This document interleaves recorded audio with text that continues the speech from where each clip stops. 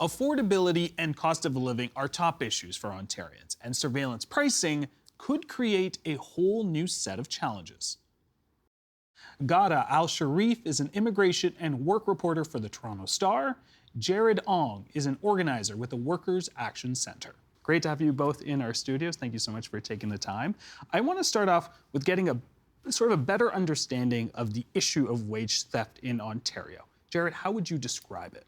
So to me, a lot of people see wage theft as just as I was working, my boss didn't pay me for my wages. But I would see it as it's good to understand more of an expanded sense. So it's not only I was working overtime and didn't get paid, but it's also all the entitlements that you have, such as you were working for a public holiday, you didn't get public holiday pay. You were working and you didn't get your 4% vacation pay.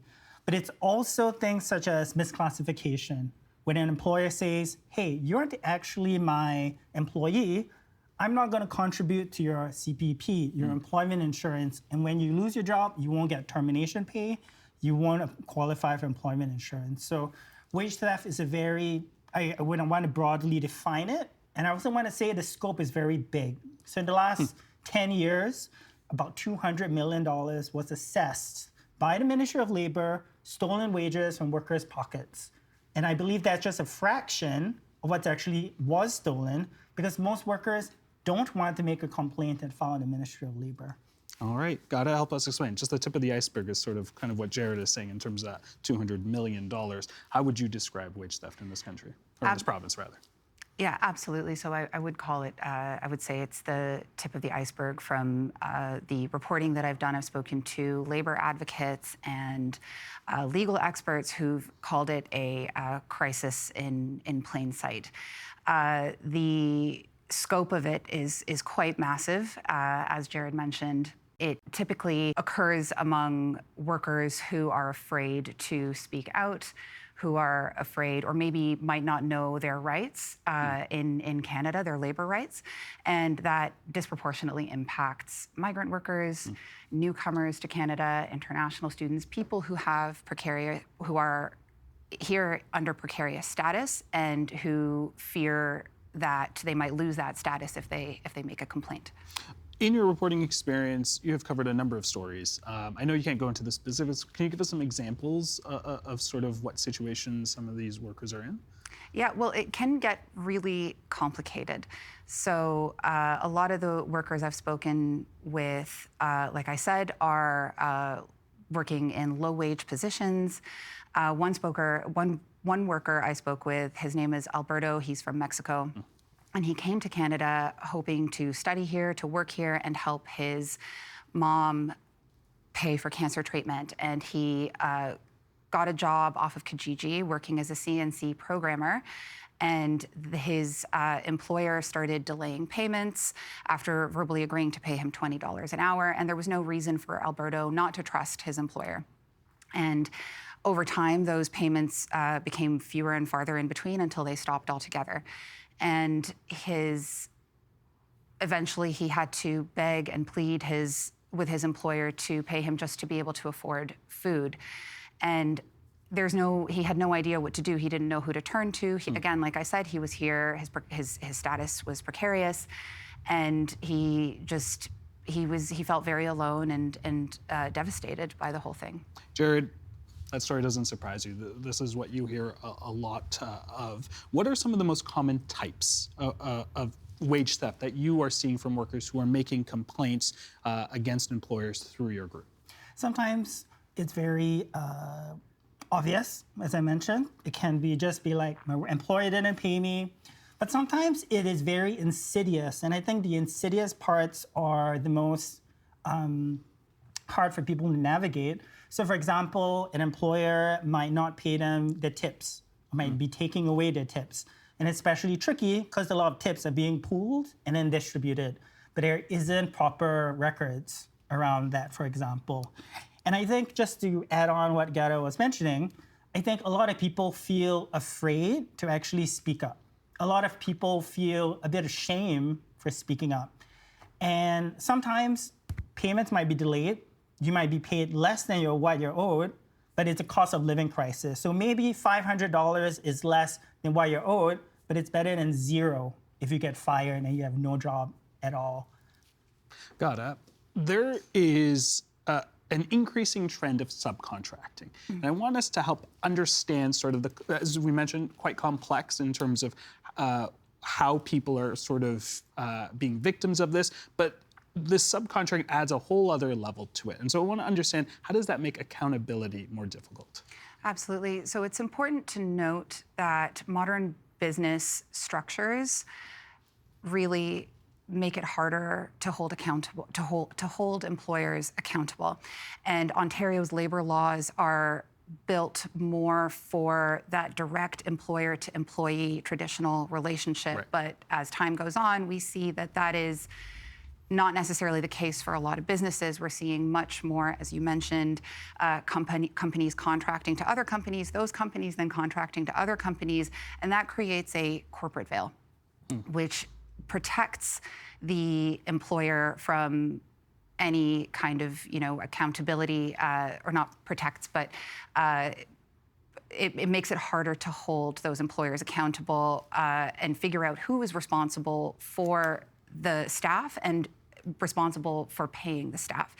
One of the workers I interviewed for a wage theft series I did for the Toronto Star, her name is Julieta, but she was actually hired as a cleaner for City of Toronto long-term care homes, and she thought she was being paid and hired by a company that the City of Toronto had hired, but it turns out she was actually being paid by somebody that company had hired farther down. And so when it came time for her to raise a complaint to the Ministry of Labour, it was much harder because she didn't actually know the chain of command.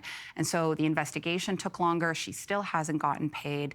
And when I spoke to the City of Toronto, they weren't even aware that that company that they had hired had subcontracted another company.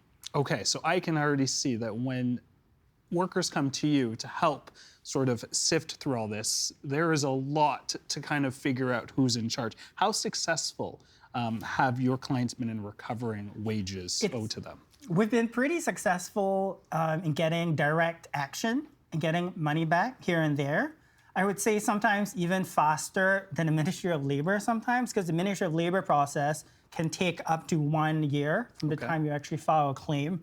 But through direct action, through letters, through public pressure, we have gotten about $80,000, I believe, this year alone for workers getting money back. But I 100% agree, navigating the complication of I might be working at one place, but my uniform says a different thing. My supervisor says a different thing. My pay stub says a different thing. Who is my employer? And I think the laws have not caught up with how businesses are structuring to purposely evade the law. And subcontracting is a big thing. Help me understand, you mentioned the Ministry of Labour, but the Ministry of Finance also plays a part in this, and that gets a bit confusing as well. Can you help me shed some light there? So when a worker files a claim, they file a claim through the Ministry of Labour. It takes anywhere from like 6 months to 9 months to a year for the investigation to start and complete from the time someone is filed. But after the investigation is finished and they say, hey, bad boss, you need to pay up, and the boss doesn't pay up, then it gets transferred to the Ministry of Finance to do collections and everything. The problem is, despite $200 million being assessed as owing, about $80 million have not been recovered. Okay. So that's a lot of money out of people's pockets. And I always see it as such a big power imbalance. If I stole $5,000 from my boss, very quickly, the police would come, I would get fired, they would get the money back. If my boss stole $5,000 from me, it will take a year, and there's a good chance the Ministry of Finance will not recover that money. And at the end of the day, even when I do make a complaint, I still get fired. So. All right, got it. Before I get to you, I should mention that we did reach out to the Ministry of Labour and the Ministry of Finance, but we did not hear back in time of our taping. But got it, you want to add in on there? Yeah, I wanted to say too that in theory, once the case goes to collections under the Finance Ministry can and has reached out to those employers for garnishments, They've threatened employers with seizing assets, liens. However, in practice, it's very easy for employers to just disappear. And I noticed that in my reporting as well, where when I tried to reach out to the employers that we were investigating for the wage theft series, they either refused to respond, emails bounced back, emails no longer existed, addresses were, I couldn't find the addresses of the business, or they were random addresses in the suburbs. So it just showed to me how easy it is for employers to ignore orders to pay that are issued by the Ministry of Labor. All right, there are a few mechanisms that the Ministry of Labor uses to hold employers to account. The most serious charge is what is known as a Part 3 prosecution, which involves hefty fines, jail time, and the Ministry of Labor enters the employer into a public record. I want to pull up a chart that shows the instances of Part 3 prosecutions since 2017. And you can see in 2017, 79, in 2018, 50, and I want to focus on the last 5 years. 3 out of the last 5 years, we're talking single digits here. Jared, what does this chart tell you about how seriously the Ontario government takes this problem? It seems to me that although the Ontario government says we're going to be tough on bad employers, it's a few bad apples, we're going to make sure to deter them from stealing wages, in practice, although they made the stick really big, if it's a carrot and stick kind of situation, they're not really swinging for the fences very much. So they actually made a big deal about doubling the amount of maximum fines for prosecutions from $50,000 to $100,000. But if the scope of the problem is so big and you're not actually using all the tools available, such as liens on property, assets, bank accounts being garnished, then what is the point of having all these tools if the ministry does not have the resources and the staffing to actually use all of the tools? All right, I want to talk about a new bill. Ontario introduced Bill 105 in April this year called Protecting Ontario's Workers and Economic Resilience Act 2026. Is there anything in this bill, Ghada, that will protect workers from what we have been talking about? What's interesting about Bill 105 is that it's being introduced at a time when Ontario is facing an enforcement crisis when it comes to wage theft. The issue is that it's a lack of transparency around who decides what is vexatious. How do we decide what is vexatious? So the fact that we're getting rid of that transparency at a time when, as Jared said, millions of dollars are still owed, the bill will give the Ministry of Labor power to refuse to investigate wage theft claims that have come forward. We're still facing this problem. I think says a lot about what this bill will do to protect workers. Jared? It's a bit like the Twilight Zone, where advocates, organizers, journalists tell the government, we wish that you would do something about the backlog. Workers cannot wait 1 year. And they twist the wish by doing, listen, to deal with the backlog, we're not going to investigate all cases in case they're vexatious, we're just going to inspect some cases. And one of the reasons they stated was lack of evidence. We won't investigate cases due to lack of evidence, but we know that employers are very good at hiding evidence. They would send you all the schedules by WhatsApp. They'll delete the WhatsApp messages. Maybe you have a company email where you kept all your records. Once you leave the job, they delete your Gmail account. You don't have access anymore.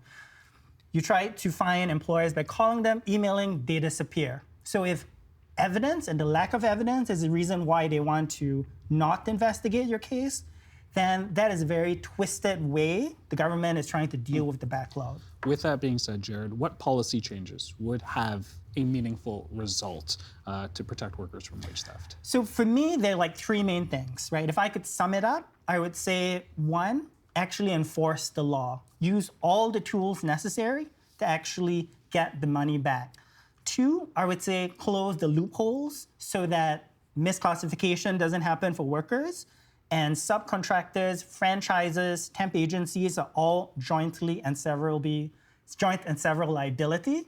And the third thing I would say is protect workers that actually stand up for their rights. Right now, if you stand up for your rights, you're going to get fired. You're going to get punished. Your hours are going to be cut. So on paper, reprisals are illegal. In practice, you're going to get fired anyway, and you're going to take 1 year to actually push back. So that is the 3 policy solutions that I would suggest. We are going to have to leave it there. But Jared, Ghada, I really appreciate you taking the time to talk with me about this very important story. Thank you so much. Thank you for having Thank me. you for having me.